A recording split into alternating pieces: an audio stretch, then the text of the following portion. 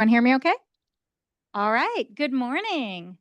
Welcome. I'm Hetty Brown. I'm the director of Cooley Cap Community Action Agency, and I want to welcome you all to the first event of La Crosse Housing Week. We all did kick it off at Turtle Stack Brewery last week for the adult story time, but this is the, I guess, official week kickoff of La Crosse Housing Week, and this is the inaugural event of the first ever La Crosse Housing Week. And I want to welcome you all. La Crosse Housing Week is a collaborative effort organized by Habitat for Humanity and partners like Cooley Cap, AARP of Wisconsin, the City of La Crosse, and several other partners and individuals who care about affordable housing and vibrant communities throughout this area. Um, I want to thank the Franciscan Sisters of Perpetual Adoration, FSPA, for hosting this site. FSPA have been advocates and catalysts for affordable housing in our area for many, many years. So thank you for today. If you want to learn more about other events as part of the La Crosse Housing Week, we have flyers right up here in the basket where you can see all the events. You can also find it online at lacrossehousingweek.org. There's something for everyone. There's trivia night, there's discussions on the environment and climate change in housing.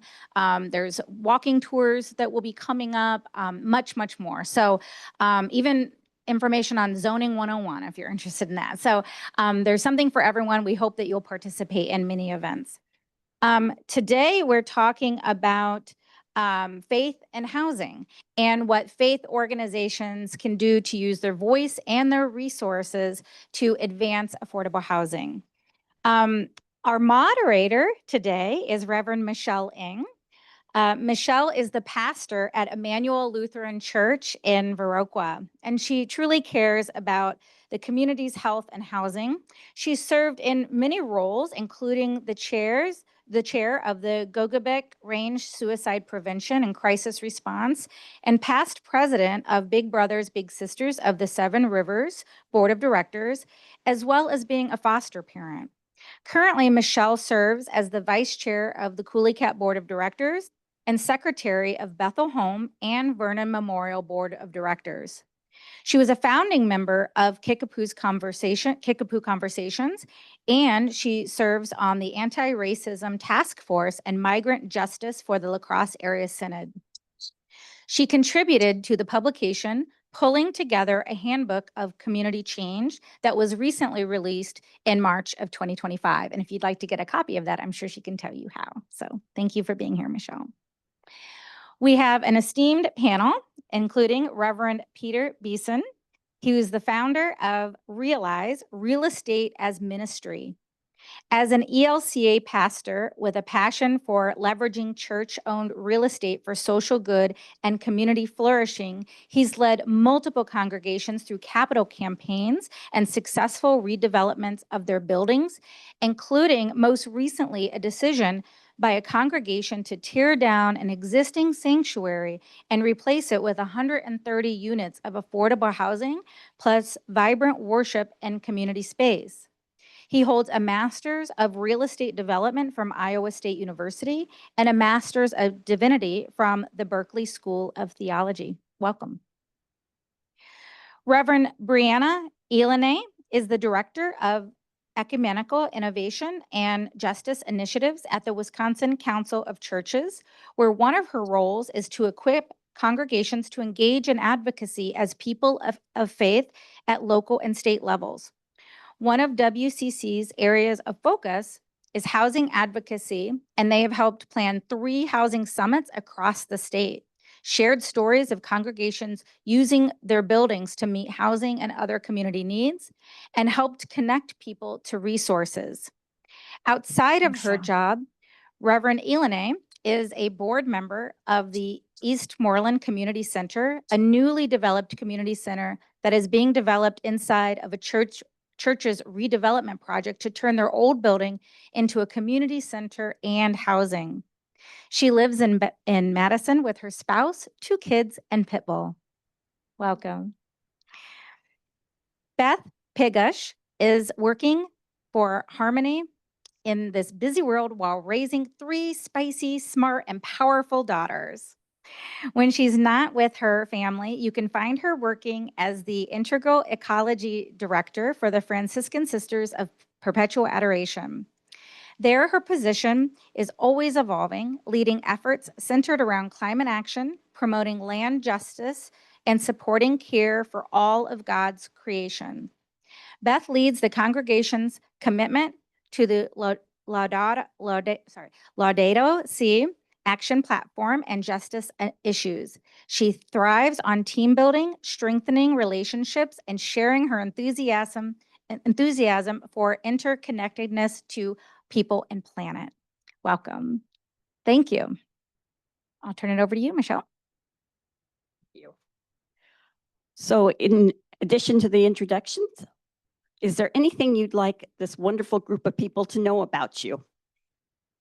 Or did we capture it all in a nutshell? We're good? All right. I'll start with the first question. As a person of faith, of a faith-based community, how does your value systems and housing connect?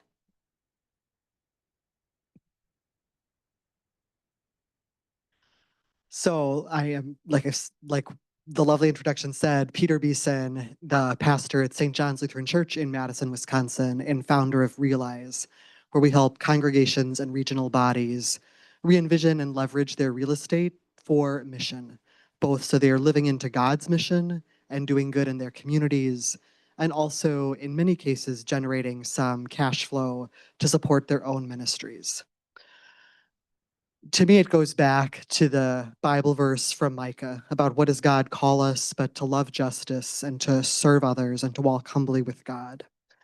In that all of our communities have different needs, but right now across the world, housing is in a point of crisis. We have this mismatch between where the jobs are and where the opportunities are and where housing is.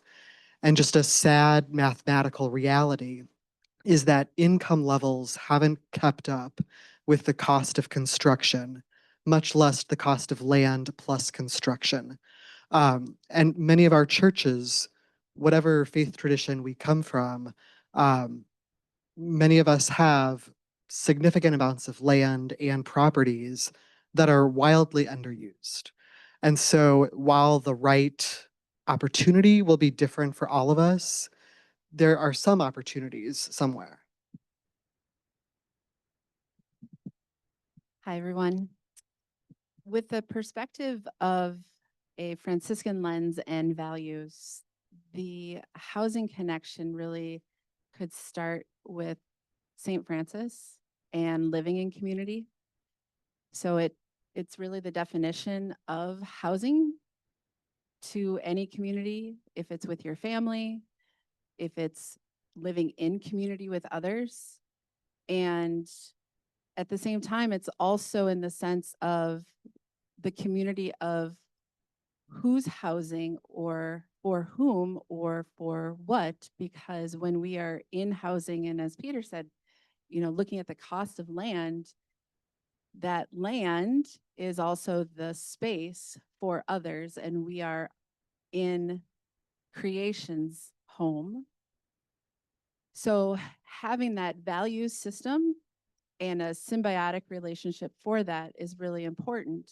So if there are existing structures, looking at how that could be part of an integration and tools and resources that are existing, and within the scope of the broader Catholic Church, there are many individuals and some brilliant younger ones that are actually mapping and understanding how much the global Catholic Church has and what could be done with it.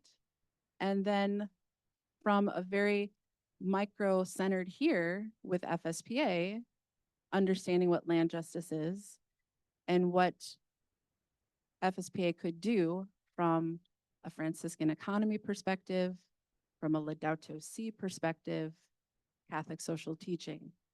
So there's a lot of intersections.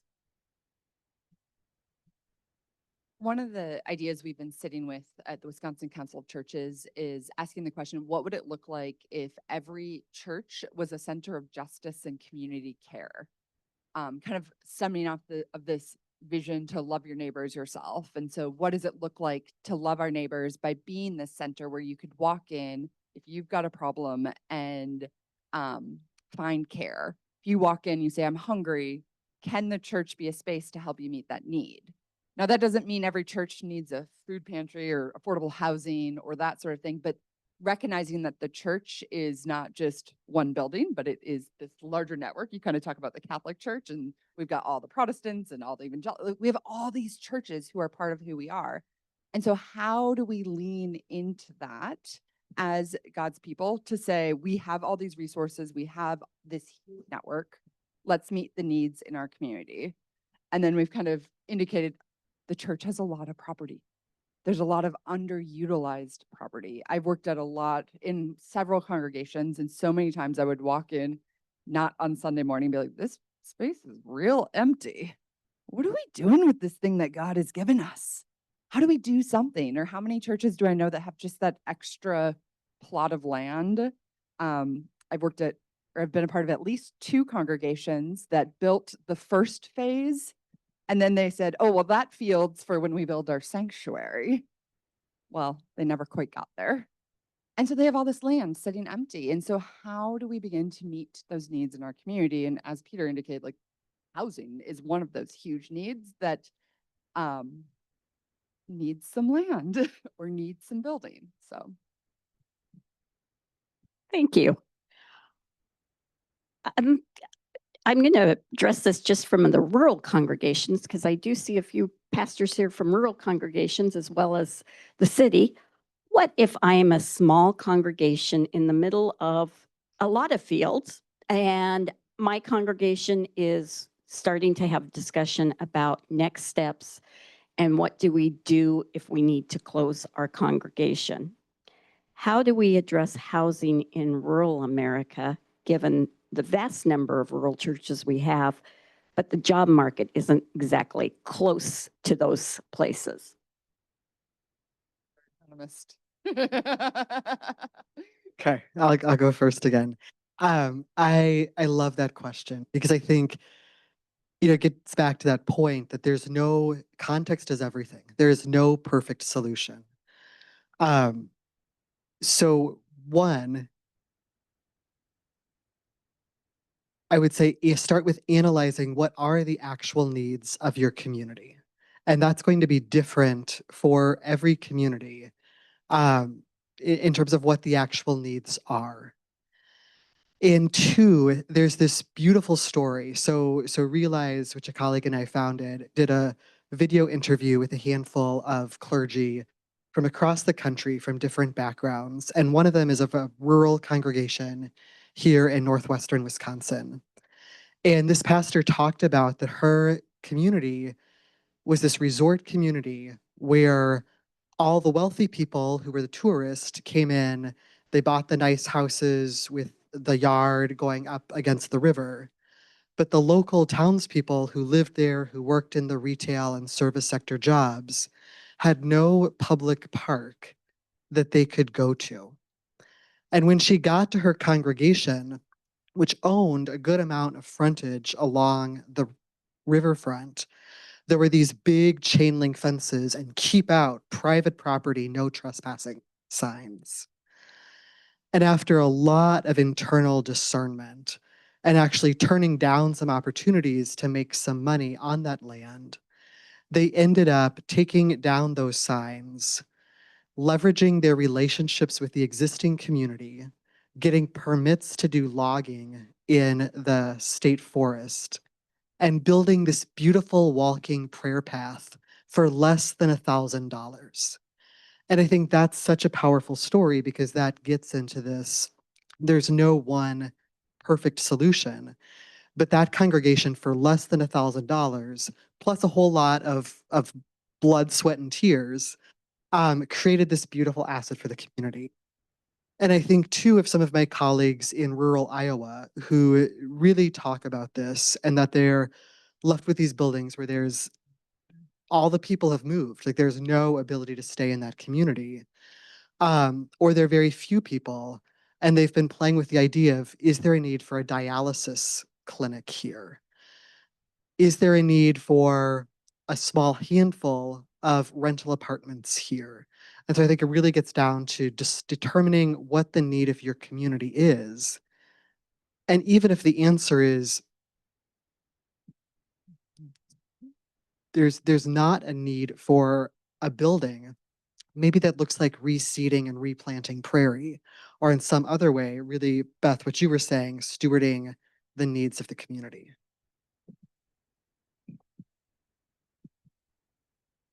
I think I'm also going to lean into that idea of the church as a network too. I think sometimes we get really focused on one individual piece of land. So what does it mean to say, maybe we sell this land and we join with the church down the street who's also discerning and well, we're in the rural area, so down the highway or next town over, and figure out what God is calling us to work collaboratively with. Different context, but the church that I am on the board of the community center for, they did this in an urban context in Madison. Lutheran church down the street sold their building, moved in with a Moravian congregation. The funding from the sale of their property is now helping to fund the redevelopment of housing in a community center in this Moravian context. And so I think part of what we are called to is think bigger than just our individual community, but like, what is God calling us to? You know, I wouldn't be the Wisconsin Council of Churches ecumenical innovation person if I didn't say, hey, reach out to your ecumenical partners. Who are the other churches? It doesn't need to be someone in your denomination. It could be a different denomination. And now this gets tricky, I'll say, because every church property is different. Redeveloping a Lutheran property looks very different than redeveloping a Methodist property that looks very, very different than redeveloping Catholic property. But I think there's ways we can collaborate together to leverage these resources to do good in our communities.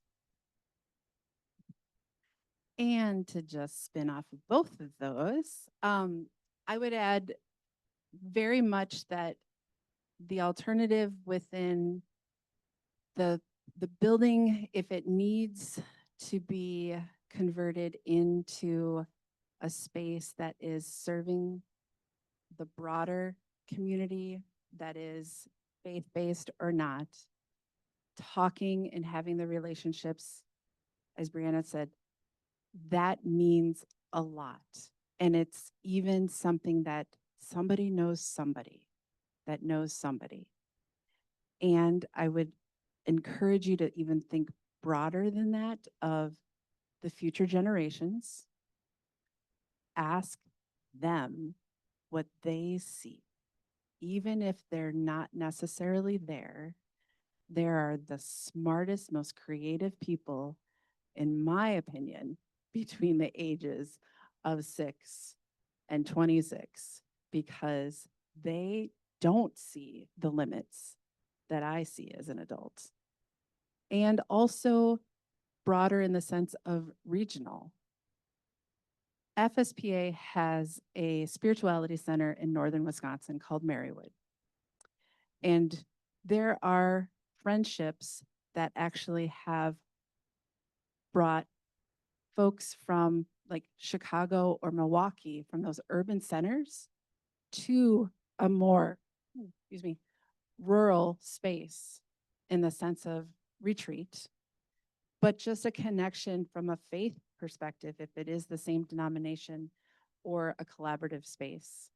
I think the creativity abounds. And then from a natural habitat, if that is where it needs to lead, there are many options without government funding to do habitat restoration, tree plantings, that you can be part of that if you need to, depending on what landscape you have. And some of the best resources for that are really just asking your county extension agency to get started. Thank you. I'm going to pick on Brianna and Peter for just a moment. and then we'll circle back to you. My question for both of you is you've both mentioned some redevelopment projects that you've started on in 2 different congregations. Could we pick your brains and get some of the nuts and bolts from how you went about starting that conversation, especially to tear down a sanctuary space that had been in existence since, I believe, 1950, correct, Peter? Oh, well, Well. Brianna goes first. Well, Peter's leading his project. I'm a member of a congregation doing it. I've only been a member there about a year. When you're a pastor, sometimes you launch in hard when you go into a church. But this is so very different context than Peter, still in the city of Madison. So he's downtown, just off the square. I live on the far east, the east side in a neighborhood. And so there's a little Moravian church that was built in I think also the 1950s. It's got the cinder block. You can tell it was how can we build this cheap? Someday we're going to build something bigger and better. And then kind of lived there and did church life there. And I heard the story recently because as the board, we went through the how did this happen? And Stacy Marisi Wheeler, who's the pastor, shared, she said, when I came here 15 years ago, I did 25 funerals in the first year. And it was a congregation that was dying. And she said every day the building was empty. It was church on Sunday, maybe a Bible study, but there wasn't much happening. And so she started to work with them to ask, well, where is God leading us? And one of the things I think I've heard about this work is how long it takes. We hear these great stories of, oh, St. John's is being torn down and they're redeveloping, or Common Grace is doing all this project. Well, it takes 10, 15 years of conversation, of tilling the soil first to say, where is God leading us? And so it took this congregation a good probably 5-10 years to even begin to say, well, what does it mean to say this building isn't ours? What does it mean to open up the doors to first the Boy Scout troop? What does it mean to open it up to this group? There's a Shakespeare group. And so it started kind of opening their doors to local neighborhood groups and said, this building isn't ours. They did some really deep work probably in the last 5 years or so. Did a program through the Wisconsin Council of Churches that we partner on that talks a lot about listening to where God is moving in your neighborhood and asking how you can join in. And so the churches started really getting out of the building and then bringing the neighborhood in. And then they did a accelerator process to say, well, we've got this building. What does that mean? And how do we invite the neighborhood in? Along with the ecumenical building or ecumenical relationship building. And so churches kind of in that neighborhood, I think there were 5 or 6 who were doing events together, fundraising for the school across the street. 3 of the churches, a Lutheran, a Moravian, and Episcopalian, started saying, well, can we go deeper in our relationship? Can we do more? And began this vision of what does it mean to take this space and sell our buildings. And I'll tell you, the Episcopalians eventually dropped out, not because of conflict or anything, but because they had a columbarium on their property. And they realized the logistics of moving that was just too hard. And so the Lutherans ended up moving in with the Moravians. And I think the pandemic actually helped with that. The pandemic was rough, but sometimes it offered some good. Really helped this congregation say, well, what does it mean to have a building or not have a building? What do we need? Did a ton of work on the building in terms of they took out the pews and put some chairs in because the Lutherans worshiped with chairs, not with pews. And we've got to merge these congregations. Again, lots of relationship building. They invited a fair trade store. And so there's a store that exists in the building kind of, I think, 3 days a week that they're selling stuff out of the church, the Boy Scouts, the community center. And then I think it was about 2-3 years ago, they said, they're having this vision of housing and a community center. Well, it's time to begin to make some of these changes before we even tear the building down. And so they actually rebranded the building. So if you walk up to the building to this day, it's not redeveloped or anything. It's still the old church. There's still the cross on the top, but the sign says Eastmoreland Community Center, a home of Common Grace, Ethical Trading Company, and their building partners are there. And so they've been building this process and have already, I've said to the pastor, I said, you know, if everything failed in this redevelopment process and you weren't able to rebuild this house, the housing and the community center, you've already been successful, because the neighborhood now no longer sees it as, oh, it's those church people. It's the community center. A local pride event was happening and got rained out of the park. And so they immediately called the church and said, hey, can we use the community center? And showed up and saw it as a place that wasn't, that they felt welcome as the community. I will say, when I said that to the pastor, she said, we are rebuilding this building because it is falling down. I can't fix another toilet. So there's also logistics in that. And so it's been this long process. And what is also I've noticed happening, though, is the building is full all the time now. There are now this older congregation that was only doing funerals. There's now about 4 families that regularly worship there, including mine. And I ended up there. I kept saying, well, I'm not coming to your church. It's too small for my family. And then my family ended up there because we live in the neighborhood and we could walk there. And oh, our other neighbors go there, and so do those neighbors. And so it's all these young families who the neighborhood has turned over, and they're starting to come in. And so the building will now, they've launched into a capital campaign. And again, it's really being held by, there's the church, but I got invited to a meeting on Wednesday that it's my neighbor who's one of the other church members, and then 2 other neighborhood people. They're like, we're working on the capital campaign. Can you come meet and figure out who in the neighborhood can help give us money for this? And so it's happening through this huge shift of mindset. It's not just this like project, or like this thing on paper. It's how has the culture of the church shifted? So it will be a 6,800 square foot community center that will have space for the church to worship, but also other groups, and then 27 units of housing.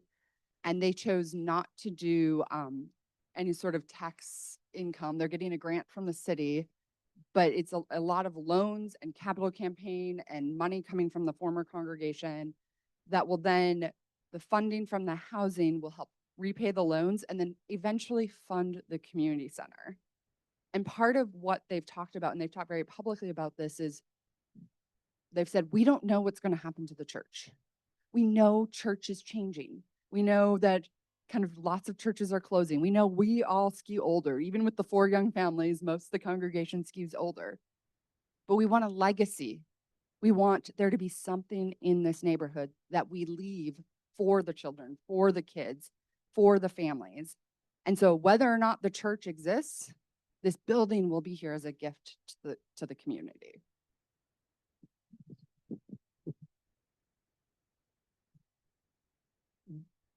So to build on that, I'll start by sharing a little of St. John's story. St. John's is one of the congregations I'm working with, the congregation I serve, that has been on its block in downtown Madison for 169 years. And its current building, which is the new building, was built in 1905. And not every congregation could do this. So I think I just want to set the table for all of our congregations. All of our faith communities have different ethos, have different values. So St. John's was started by German immigrants in the 1850s. They bought a plot of land a block and a half away from where we currently are because it was on what was called Main Street. A couple years later, they discovered that Main Street was not actually the main street in town. It was East Washington Avenue, so they sold that plot of land. They bought the new plot of land on our current corner. They had a little wooden clapboard church building there, and one of our members created this beautiful visual sort of circular illustration showing our history through pictures of the building, because it also shows the history of our neighborhood and our community. So they had the little wooden clapboard church there for a while. In 1905, they had more members. They were doing well. They sold that off, had that moved off the lot. built this gorgeous 1905 neo-Gothic Victorian cathedral-looking church. In the 1940s, they added on next door to it, built another building. In the 1950s, they did a similar thing. They added on a gymnasium to the side so the kids in the neighborhood, which were largely Black and German immigrant kids, would have a place to play basketball. In the 1960s, they decided they needed to rebrand to meet the community where they were. And I'm a lover of historic architecture, so I feel so sad when I look at our old pictures. But they tore off the gorgeous 1905 face of this building, and they slapped up this 1960s tri, which I hate, right? I hear the laughter. I hate. And in retrospect, God has saved us so much pain because of historic preservation. Because of that, albeit terrible decision. So our building already has a history of edits and changes over the years, going way back. And the congregation also has a really strong sense of mission and being a welcoming servant in the heart of the city. 75 years ago, they were the lead congregation in forming what's now a huge retirement and assisted living community. 45 years ago, they founded a drop-in center for people with diagnosed mental illness who were sleeping homeless on the streets after deinstitutionalization. 20 years ago, they gave over their freshly redecorated lower level parish hall to be a free, supposed to be an overflow shelter for the men's homeless shelter. It was never not full in the 20 years until COVID happened. So they have a particular ethos, which still did not mean this was easy. So my predecessor back now more than 20 years ago, in the early 2000s, had this really beautiful phrase where he started talking about and differentiating between the Sunday morning worshiping assembly and all the other activity in that building. I come from the East and West Coast, so I joke that we in the Midwest are about 30 years behind the tidal wave that's already hit and crested there. And I think COVID perhaps has accelerated it a little bit here in the Midwest. But so I came here 6 years ago, and the congregation had been this financial trend like this for 60 plus years.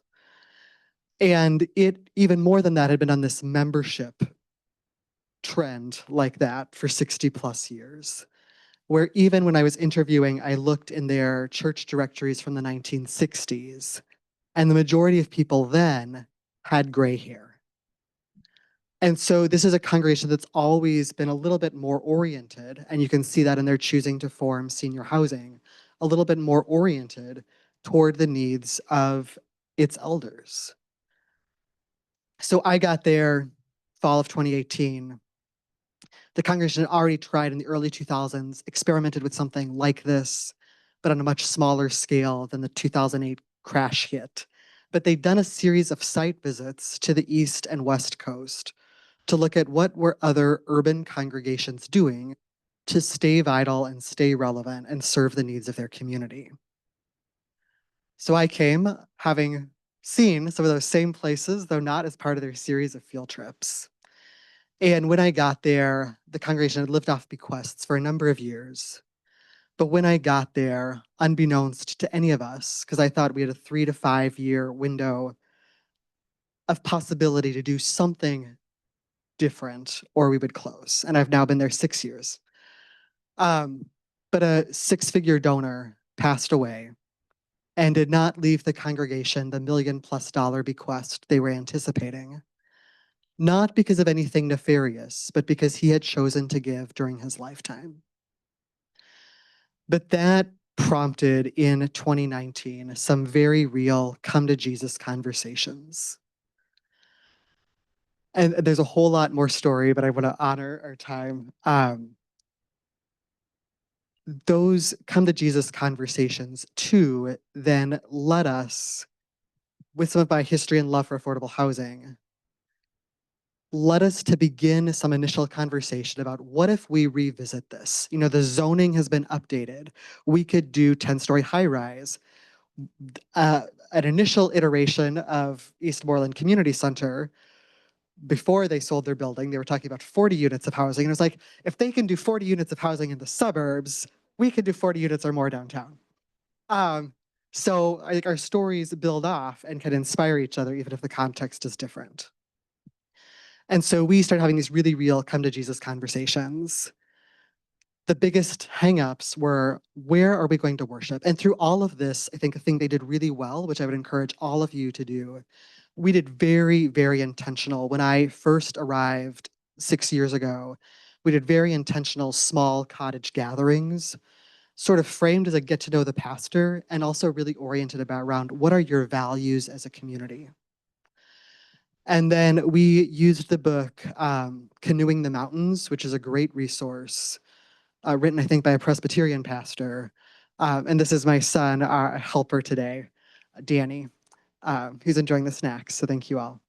But we used the book Canoeing the Mountains, and we did some vision gatherings that we were starting in early spring of 2020. And one of the questions was, would anyone know if your congregation disappeared? And another was, what is essential to preserve at all cost? So at that point, the most essential thing to preserve was gathering together. And people kept bringing up this idea of, well, if we do something to the building, where will we worship? How will I see my friends on Sunday morning? Because these are people who are almost all elderly, who've known each other for 50, 60, 70 plus years. Where will we get together for coffee and donuts after service? And and I don't mean that in a glib way, but that's like a very serious part of being in community together. Where will we have funerals? Where will we get married? Where will my great grandchildren get married? And then COVID happened. And in March 2020, in person worship stopped. And thank God I have a former tech background, because I was like, let's get on Zoom. And this congregation is also like weird, and they interviewed me on Skype in 2018 before that was a thing. So like, despite being a very elderly congregation, which you would not think was a mix, they were like, yeah, we'll interview you on Skype because you're from the East Coast, so let's just do this. So like, you can't always judge a book by its cover either, I think. And you can find those like stories in a congregation's history that weave and sort of show God's Spirit still at work. So COVID for us, acknowledging the people who died, was a blessing, because we started up worshiping on Zoom because we had like 35 households.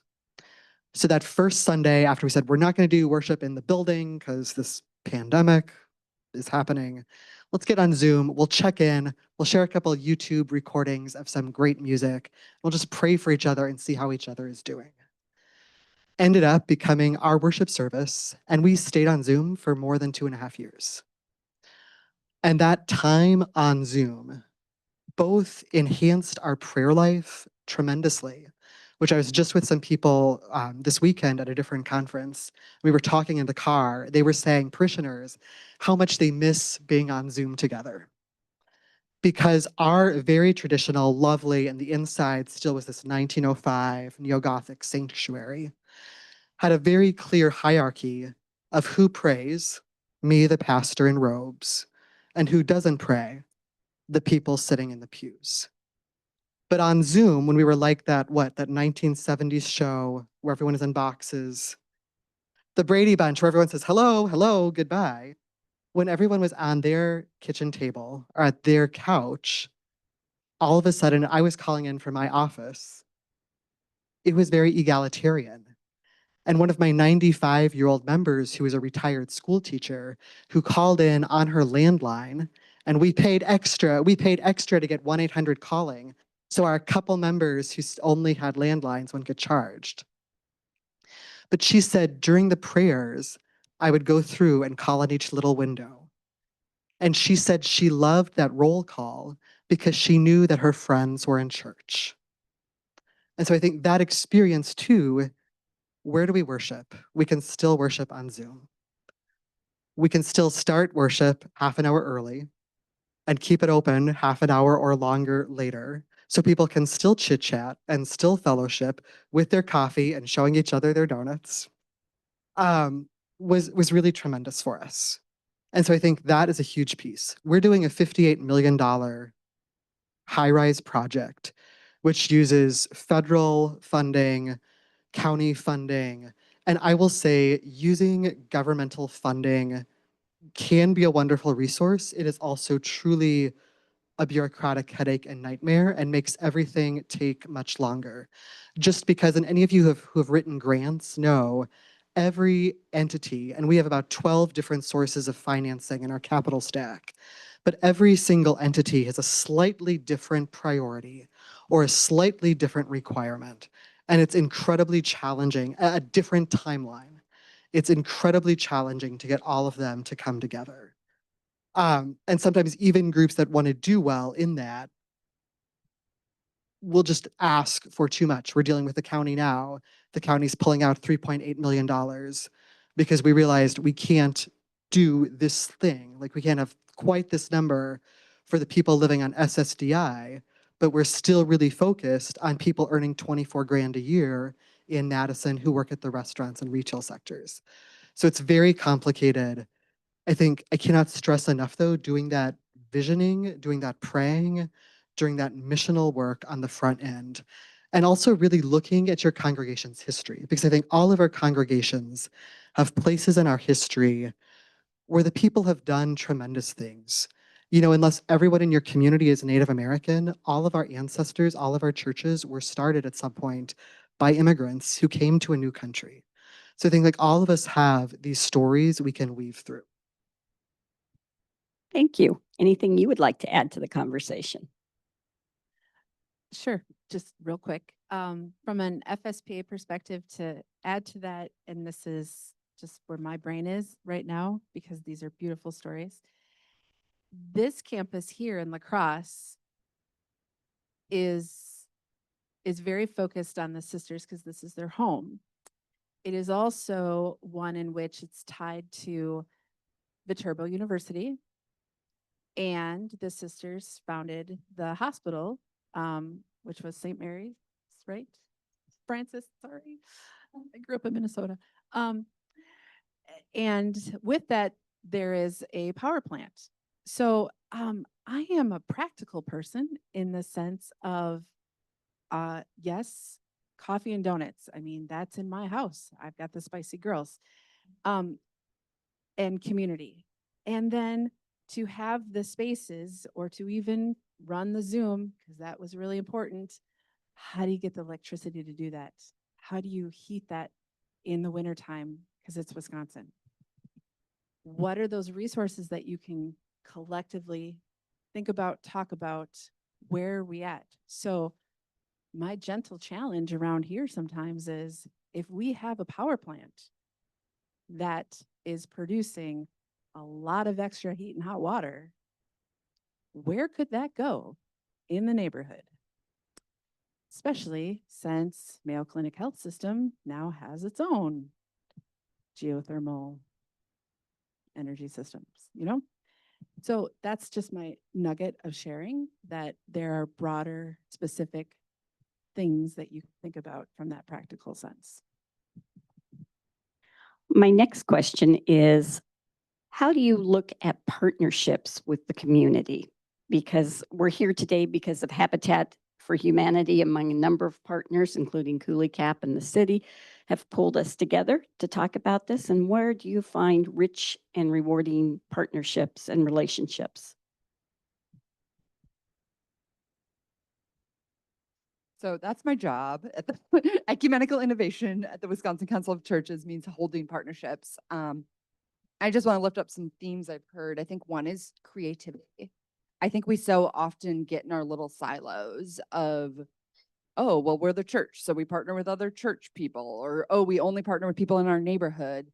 And you mentioned the like retreat center up in northern Wisconsin and has lots of partnerships in Chicago or Milwaukee. And so I think part of what we are called to is to ask, what are those really creative partnerships? How do we build these relationships I also think a lot about building relationships before you need them.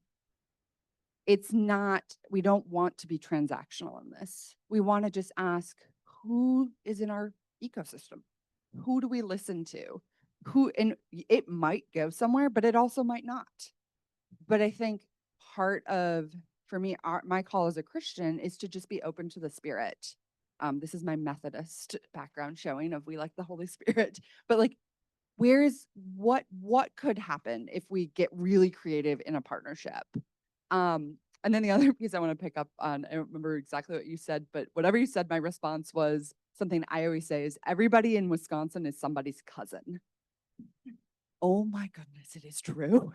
Even for people like I was talking to someone out in California the other day about immigration justice. And then he goes, oh, well, my cousin used to be a pastor. And he starts describing her and he said her name. I was like, I don't know who that is. And he described her some more. And I went, oh, wait, you're using her maiden name. And she actually served the church I'm sitting in right now.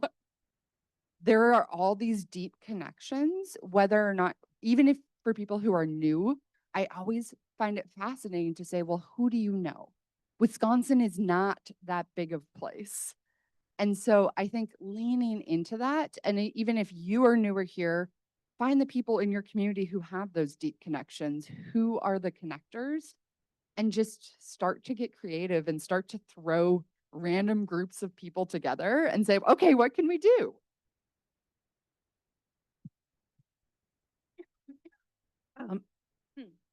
I would say within that, there's conversations when you hold a safe space as well. And one of the ways that I think this has happened was seeing, I will say, my friends from Habitat over and over again when Hope Restores has had a first Friday morning coffee. And even within meeting Shai and Shmaya over and over again, it's a constant invitation and it is a safe space and it has built community. And seeing familiar faces out here, you know, that is it. And there's always a connection, and there are people that we don't know. And then there's the legacy of where we have come from. And you talked about the history. And I think that is huge. And if we can just pause, because sometimes as a wife, mother, and tree hugger and a worker, I feel like there's sometimes a gas pedal on my back.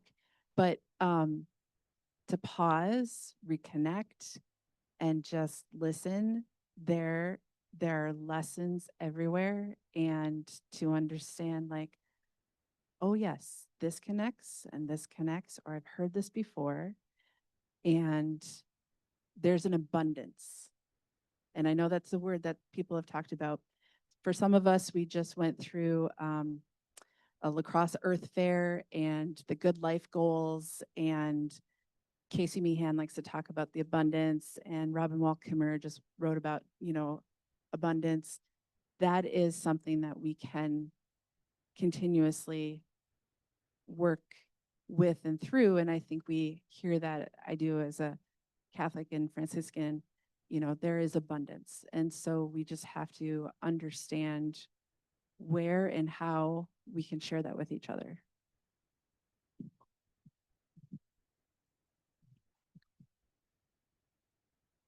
Some of this goes back to mission, and for me, it also is very neighborhood rooted. So I intentionally chose to live, and I'm lucky enough to be able to live in the neighborhood of the congregation I serve.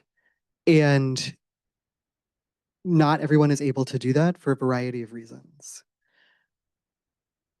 Living in a walkable neighborhood where I would regularly walk to the church and live in the neighborhood as a neighbor has been incredibly helpful on numerous fronts, both in terms of developing partnerships and being aware of the organizations in the neighborhood. Also, though, in that very initial brainstorming, where I was able to chat with some of our neighbors including some, because Madison is normally a very progressive in some ways and very opposed to any sort of change or development in other ways. So I would go to different meetings about various projects in our neighborhood and listen to those people who were most vocally opposed. And then I would also find those people either in the neighborhood while gardening or while walking their dogs while I was walking to work. And there would be these wonderful impromptu opportunities for conversation where I could say, like, hey, like we're thinking about doing something with our building. What do you think we should do? Who do you think we should talk to? In a very casual, very informal, while we're both there in our t-shirts and jeans on a Saturday morning conversation to get that buy-in and support. And that has been incredible in a neighborhood that is historically opposed to almost anything involving buildings. The neighbor who is the most opposed said, "Oh, I suppose you can live with it if you have a couple car share slots so I don't have to replace my car." Did not show up at the neighborhood meetings, the common council meetings, anything else saying this is terrible, we have to oppose it, historic preservation, but like, suppose we can live with it if there are a couple car share slots so I don't have to replace my car. With partners too, like I love that it's not transactional. It really is about mission alignment. And I think there's some there that will reflect what I've said before, but you have to know what your congregation is passionate about and what your congregation's mission is, and what you, whether you're a lay leader or a clergy person or whatever. And I want to commend Michelle for how involved you are in your community, but you have to know what drives you and what ticks you. I do not care at all about art. I really, really care about buildings and affordable housing. And my kid is laughing because he knows that's true. Like, I really care about buildings and affordable housing. All the affordable housing tours, I am there walking around at the affordable housing tours because I love, affordable housing, historic housing tours. I'm there for all the historic building tours because I love buildings. The neighbors trying to do things with housing, I'm there because I care about housing. And so you find those natural partnerships. I have a colleague, though, who's a brilliant artist, who does amazing woven tapestries, amazing tile mosaics. And there are all sorts of great organizations that she partners with around those things. So I think some of it is about that knowing your mission and knowing your identity and what makes you tick, because that makes it something that you're able to sustain for the long term, that otherwise you would not be able to. So the congregation I serve has had a long, long history of caring about immigration. Going back to our history as German immigrants, then providing an on-ramp for other German immigrants, then helping resettle all sorts of folks from different places through various church-based agencies. And so us being able to partner and still have relationships with those organizations and partner with new organizations that have just started in the past couple of years around immigration is something that has a lot of authenticity and transparency to it. Same with incarceration. We have a long, long history of caring about people released from incarceration and judicial reform. So being able to partner with organizations that share similar values lets it be this sustained relationship, and it gives us that credibility. So I recently went to meet with an organization about something totally different, and I heard a youth organization that works with homeless youth. And I learned that in the 1970s, they were 2 blocks down from us, and our members would house some of their youths in their home. And so they were able to write a letter of recommendation for a grant for us that helped open the door to a $500,000 grant. And so I think knowing your identity, knowing your mission, and being true to that is so crucial. Thank you. I know you've alluded to the climate justice, but I wanted to dig a little deeper. How are you and your redevelopment projects looking at climate justice? And what are your plans for an electric plant? Okay, I'll start with that one. no plans for an electric plant right now. But I will say that there are markers on our Excel bill to do EV charging stations if we ever get to that point. They're not installed yet, but they're there. One of the things, kind of going off of what Brianna said with the community centers, and this aligns with the City of La Crosse's climate action plan, is that we could be part of, as faith communities, climate resiliency hubs. And this is a kind of a newer concept, but it's not, because we are already spaces of gathering, right? But when there's extreme heat and people need to cool off, or extreme cold and people need warmth, that is part of climate resiliency and climate mitigation. We are helping our brothers and sisters. That has a space in which we can be there for each other, and there's more to come in the sense of strategic locations, especially in La Crosse or in the county or in the Driftless region, that we can be there for one another. And, just thinking out loud from a FSPA perspective, there's 200 acres of land on St. Joseph Ridge, and yes, the Villa building is for sale.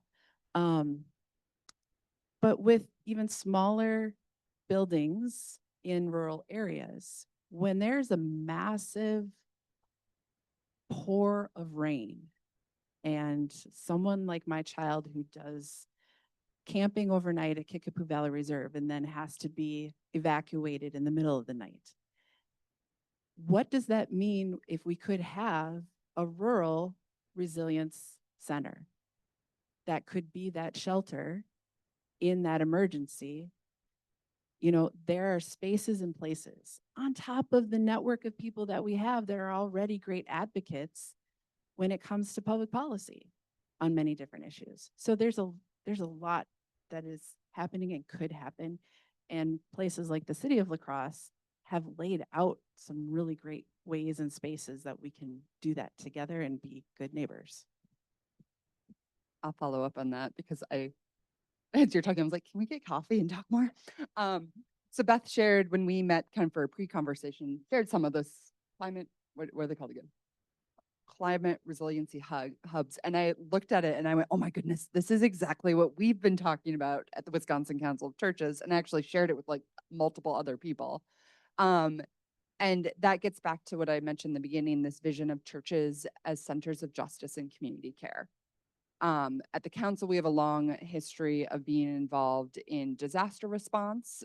The church as a whole has a history of being involved in disaster response. And as climate change happens, there will probably be more times that we need people to step up. We've talked about churches as centers, cooling centers in some of the urban areas, because not everyone has a cool space, but also out in rural areas.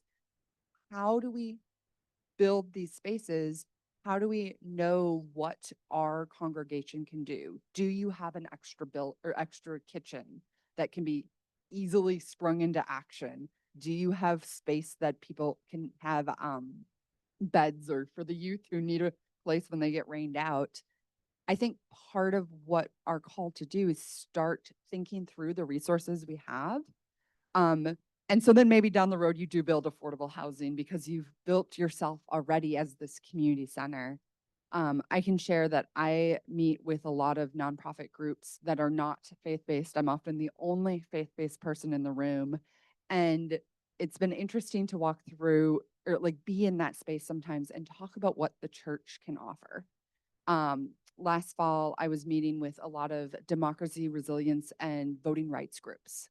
And then we would go around and share our assets, and all these groups would say, oh, well, we can bring this, we can bring this. And I'd look at them and say, well, I could bring some buildings. And they all went, what? And I said, and how a lot of them actually are equipped to do events like this that are online too, because they all did online worship. And so they're all ready to go. And they went, what? And they've got kitchens too. What? It's a huge need in our communities. And so I think sometimes it's finding those people, it's connecting in with VOAD is an organization, volunteer organizations active in disaster.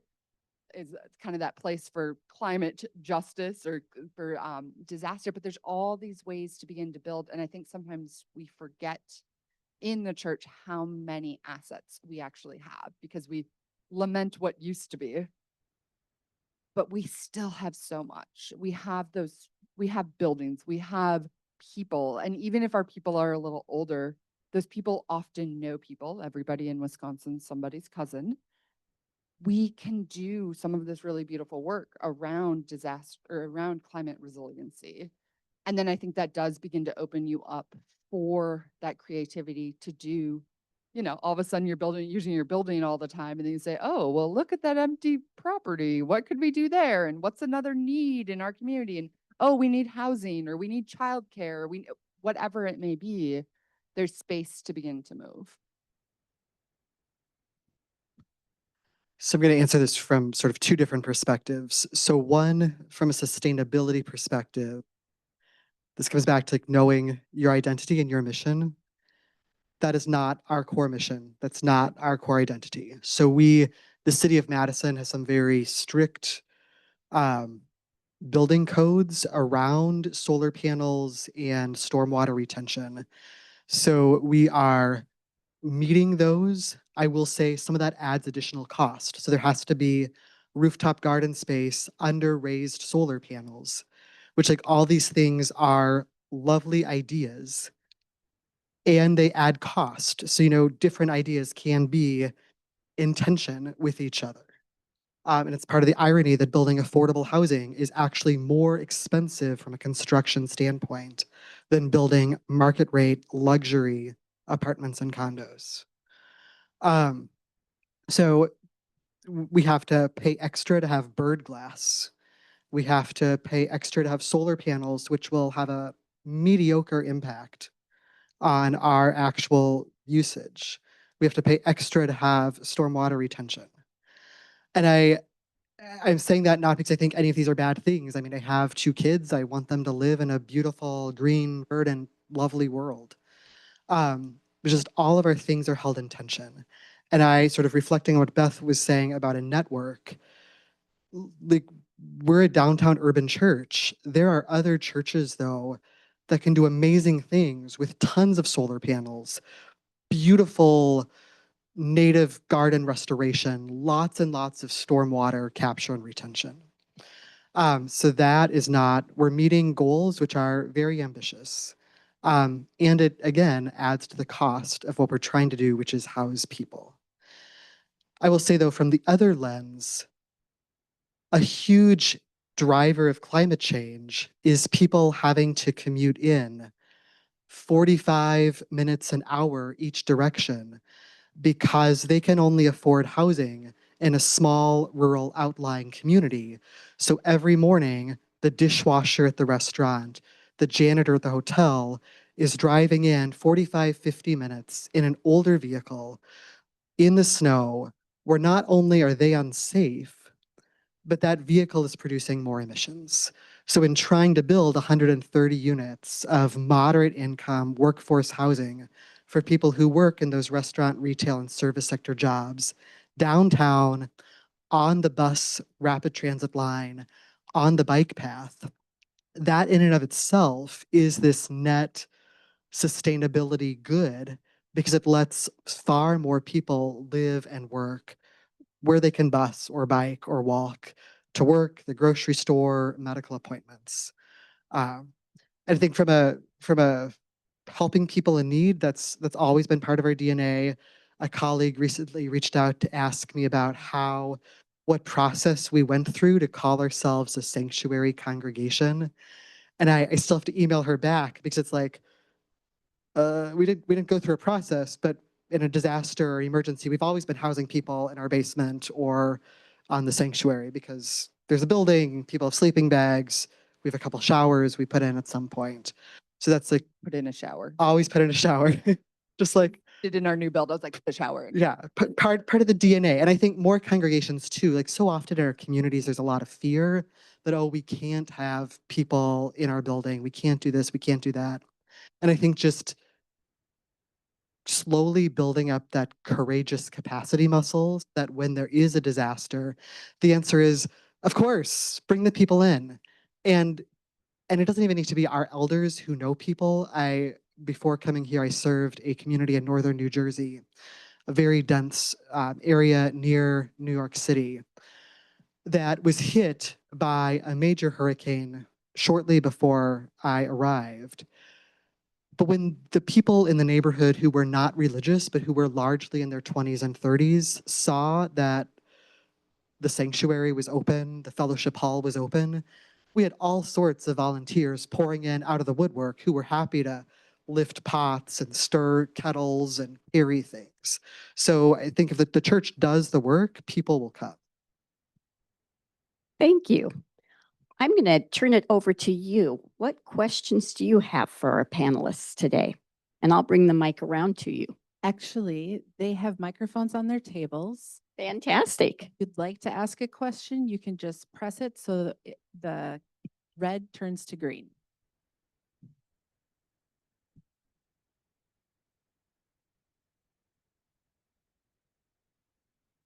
Cemeteries. I already shared the struggles the congregations have had. I think that's real. And I don't have the answer, but I know a lot of people are asking it to say, what do we do? How do we care for these people who came before us? And so I think it's also a question of legacy and values too, because I think we live in a culture that doesn't respect elders. And so I think there's also a space for us as a faith community to have some hard conversations to say, what does it mean to care for these people who came before us? That's a more theoretical answer, and the logistical is maybe someone else knows. Well, I'm curious, because I've been doing a lot of study on land justice. Has anyone had any experience with cultural easements? So if there was to be a sale or a transfer, but with a cemetery in existence, to have a cultural easement from that perspective? No? Okay. To be continued. Great question. Nope. Here we go. We have all these churches, but many, especially the rural churches, are surrounded by cemeteries, and they're not going to go anywhere. And nor should they. But I'm wondering if anybody's heard of creative uses of churches that have closed that, you know, we don't need to let this space go to waste. This is me very much making up an answer. Just but I just wonder if there's something about, because I also, when you say cemeteries, I also think about, it's not a, like, I think people think, oh, it's done and it's just a space, but like, it costs to maintain them as well. Yeah. So it's not just a neutral space, it's a cost space. And part of me wonders if, and I'm reflecting on a very different model of the congregation I'm at, but like, what does it look like to separate out, but it's still connected, to say, is there a space to redevelop the church building or kind of unused space into something that does have an income model? And part of that is, if it's a community center, or if it's a store, whatever it may be, housing, part of what's built in, and this is where we get into all the legal things, which is not my expertise, but to say part of the funding that comes from the space helps to care for the people who came before us. And I mean, I even think about, again, that cultural shift that we need as many, especially I think about like white Americans, that's my context, that we don't value those who came before us. For me, having sat through the Wisconsin Council of Churches shows up the Wisconsin Intertribal Repatriation Committee, which is the intertribal committee that cares for the ancestors and is working with the tribes to help them get ancestors back who've been in museums, or, I mean, when the Department of Transportation does a road and they find remains, to help kind of negotiate that and say what happens. I think there's a lot we can learn from that too, to say, what does it mean to care for those who came before us? And so, I don't know, I wonder if there's something about that, kind of building some sort of income generating model that can then help care for this history of before. Mhm. just a brief sort of practical logistical, and it's not a perfect answer. But there are other congregations. So in addition to this, I work very part-time in our regional judicatory body. So we've been dealing some with church closures and what do you do around that. A couple congregations with cemeteries have formed their own separate LLC or nonprofit for the cemetery that then they transfer some assets over to for the perpetual care. And so then they sort of separate that plot out from the other property they own. And I've seen a handful of situations where the sanctuary itself has been turned into like an art studio or something, but that's a very particular cultural context, so it's not perfect. And I would just add one more. I think it was the Nationwide Episcopal Church. There used to be a toolkit online called Faith Lands. You could look that up and see there might be some context with that as well. I can't quite remember, but Faith Lands, all one word. Part of healthier communities seems to also include, Could you put that closer so people online can okay. hear you? Is it green? it's on green. Okay. Part of the healthier community seem to me also involves how do we care for, respond to folks who seem to be so damaged in one way or another that affordable housing is not a solution without extra care. Do any of you have any experience with that? Sure, I'll go first with that. And I think it's a great question, right? It all depends on your context. Depending on if you are doing affordable housing, and that is a huge range. So, affordable housing ranges from permanent supportive housing, whether for elders, for people with developmental disabilities, or other really severe trauma and mental health issues, all the way up as a definition to people who earn up to 80% and in some cases 110% of area median income. So there's a huge spectrum there of people who are the social workers in your community who also need affordable housing, particularly in more expensive contexts, to what you're saying. Depending on the funding sources, so for St. John's, some of the funding sources we're getting from the governmental levels specify that there have to be supportive services in the project.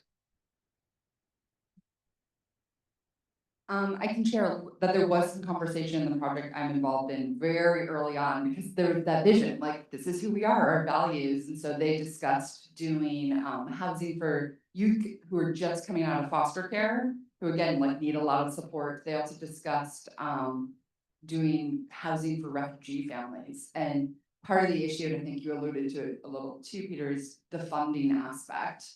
And so how do you make that work? And how do you make that work in an ecosystem that doesn't always create that? And so I think it's a challenge. I do know people who are doing it. I had some conversations with some folks out of Colorado who apparently have specialized in trauma-informed design. So the woman I talked to was a United Methodist deacon who was working in this redevelopment company. And so I know they did a project in Green Bay working with Native American elders and doing some specials design for them. And so I think it's back to that mission question of like, what is your mission? And I also think that's, again, where we get creative. Who are the people you can partner with? Because there are very few people who could, well, you can't do a project by yourself, no matter what. Even if you're just doing market rate, like it takes partnerships. And so where are the resources in your community? And so I think identifying, saying, this is the particular group of people we want to care for. Okay, are there other people who can bring assets, whether it be money, whether it be resources, whether it be a nonprofit agency who would help do that wraparound care? And I don't know if I just think about there's a project up in Eau Claire right now, and I don't know how much support as part of it has, but they're redeveloping a education wing in this it's a giant old church. I played sardines in it as a teenager. And they're turning it into housing for veterans. And so like figuring out who your demographic is, what the mission is, and then how do you build around that? And just to add in a little, I want to push back, not at your question. I want to push back at some of the bureaucracy and assumptions that sometimes get leveled in with affordable housing. Because I think sometimes people hear the words affordable housing and automatically assume that it is for people who need intensive wraparound supports in perpetuity. Which I'm not implying is what you were saying, but I see this on the policy level a lot, and that there is a huge difference. So I was on the board of a homeless shelter in northern New Jersey. There is a huge difference between someone who is heavily addicted to drugs, has schizophrenia, and a ton of trauma, who needs those permanent wraparound services, likely for that person's entire life, versus another one of our folks I knew, young Puerto Rican lesbian woman, had worked in IT, had a good job, took some time off because broke up with her wife, then took some time off to care for her elderly mother. Her mom died. She went to live with her sister. Her sister's apartment complex had a limit on how many people could live there. And so she became homeless, which obviously was incredibly traumatizing. This is a college educated person who in her community had frayed relationships with her family because she was a lesbian, like professional with it, very competent person who then was horribly traumatized by having to live on the streets and sleep at a shelter on the floor of a church in a row of mats. Where we were able to get her some housing, she became our property manager in addition to getting some other jobs. With the help of the shelter, went through some therapy for 6 months, and just with adequate housing, was able to resume being this incredibly functional, awesome community member who was the crossing guard, plus our property manager, plus a whole bunch of other things. And I think too, in Madison, 30% area median income is a single person earning $27,000 a year. That's not for a person with one kid, that goes up to like almost $40,000 a year. So that is a person who is working full time. And I think it can be, and again, I'm not reacting to you, but I think it can be so condescending that our policymakers sometimes think, oh, this poor person needs budget training or job skills coaching. And it's no, this person is busting their rear, working 40, 50, 60 hours a week in an essential role as the housekeeper, as the janitor, as the cook. They're never going to get to graduate to some great job earning $150K a year. Like that is the reality of our economic system. So we also need to just know what are the needs in our community.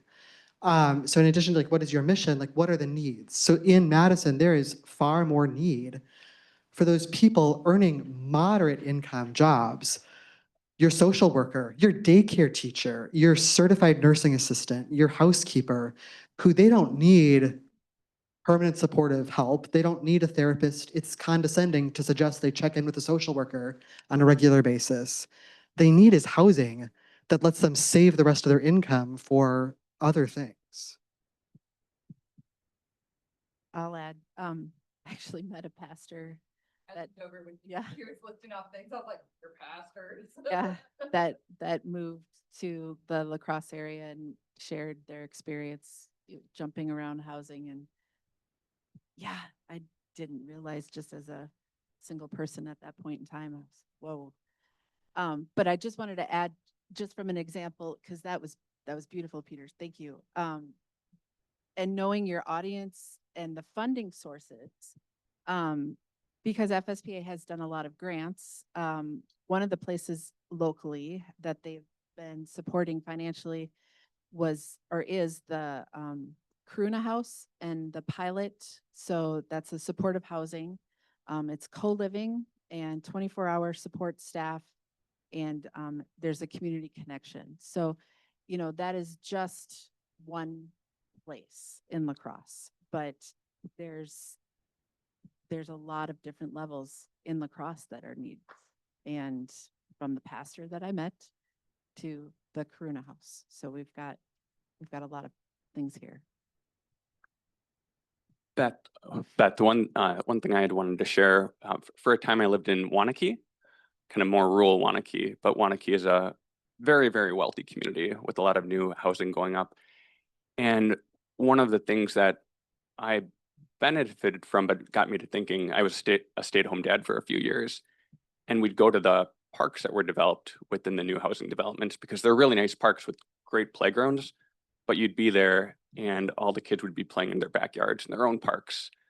And so you have these community parks that they are utilized, but is there a way to reframe when you have new developments coming in these higher income neighborhoods that not only is there a requirement to put a park in that neighborhood, but can we put a park in a neighborhood that otherwise couldn't afford it?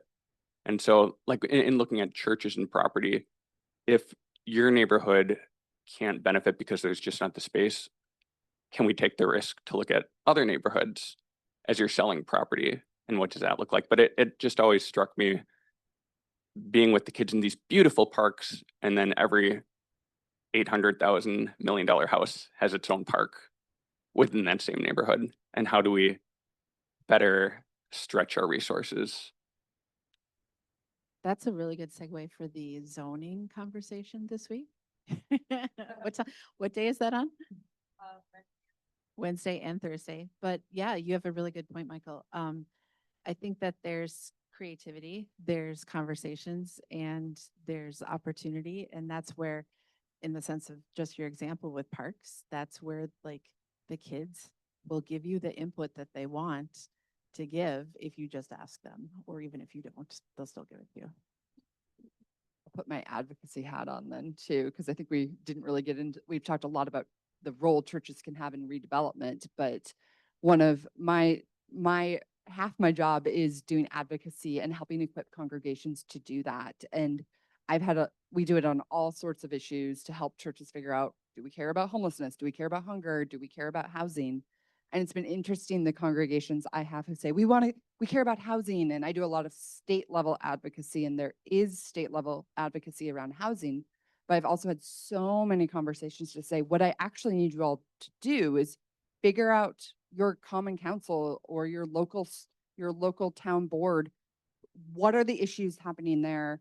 How do you show up? And I think it would be phenomenal for churches who care about housing to say, well, let's get a little team, because I don't know if anyone else gets intimidated by going to city meetings. I do. But to say, we're going to have 3 people who are going to show up and just start asking questions, to meet with the local council person to say, well, what's happening? And I think the church could actually have a lot of power in that, to have people, because also a lot of our churches have people with time. As a young mom, I know that I try to keep an eye on, but I've also got kids and I'm busy and I can't always show up at meetings, but sometimes folks who are retired can show up at something in the middle of the day or whenever a meeting may happen and begin to ask questions, begin to advocate. And I think that can be huge, to help say, what do we want our communities to look like, and helps churches to get out of it's our building, but the world is our parish. That's what the Methodists talk about, is that we are called to the whole community and to ask what the good is. And there's so much work to be done at all levels of government about how do we get this. And one of the things I've also been sharing is it's not always exciting work. And so I think church people, actually, we can bring that too, because I don't know how many of you have ever sat through a boring church meeting, but we have a skill set. And so like we can bring that to city meetings too, to say, we're going to do this non-sexy work.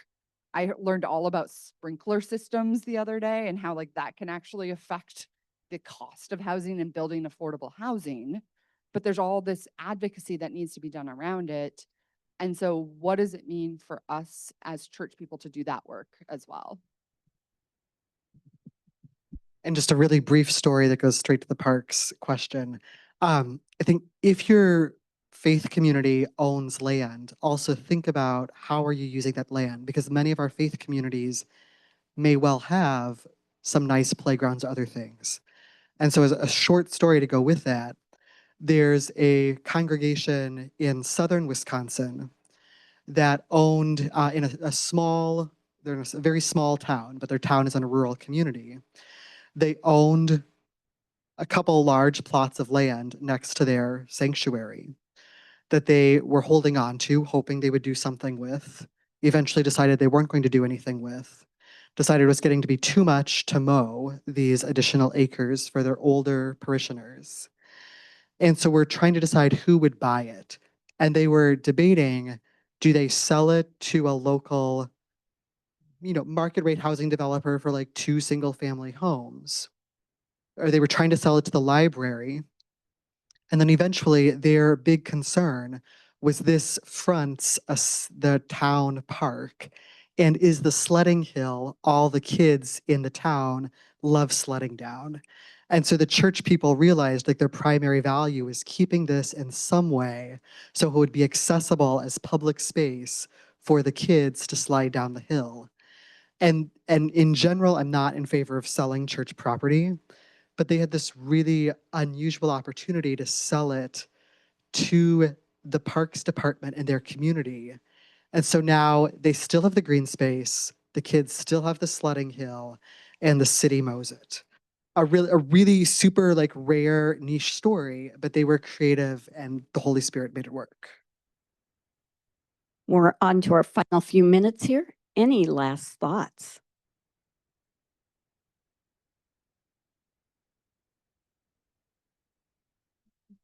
Anyone have a question that they just really want to have answered?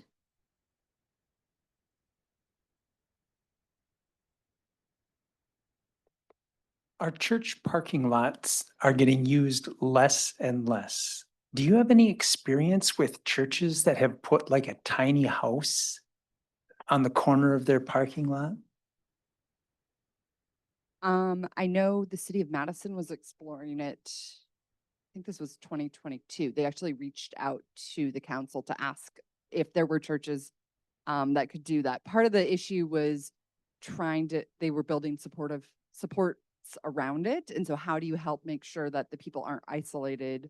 How do you make sure the neighbors are happy? That sort of thing. And so I think that's part of it is you'd have to be in relationship with the neighbors. You have to figure out how are you supporting that person? You don't just plop something there and say go. So I think that's part of it. I actually thought you were just going to say parking lots general, and I had and I don't know how familiar you are with what's happening at Trinity. So maybe Peter can chime in, but there's a church downtown Madison that had that. Like we have this parking lot that sits empty, and this is more of an urban context, but they said, oh, we recognize that there's a music space across the hall, or like they were developing a music venue across the street. And so they actually partnered with the music venue because concerts don't happen on Sunday mornings, but church happens on Sunday mornings and there aren't usually concerts. And they found they could have this symbiotic relationship. And so I think that they're actually going to help like manage, like the venue is going to manage the parking lot, but it will also be used. And then the church gets a little bit of income. I don't know if there's anything else. I thought there's a great video. I just remember I was like really excited about this venue. I was like, oh, this is cool. And then all of a sudden my friend Andy popped up and I was like, I know him. He's the pastor of the church. And so it also got the church out in the neighborhood or in the community. And so I think it's just another asset that you have and say, what can we do? And in California, there are some churches that have built small houses. And normally, again, it is sort of like that village concept, just so that way there's some resources and people are served. And it is happening in small towns too. I know like Chippewa Falls has one. I don't know if it's on church property, but it's not just in the big city of Madison or Milwaukee. Well, thank you for your questions and attending today. It's been wonderful having these conversations and look forward to more through our housing week.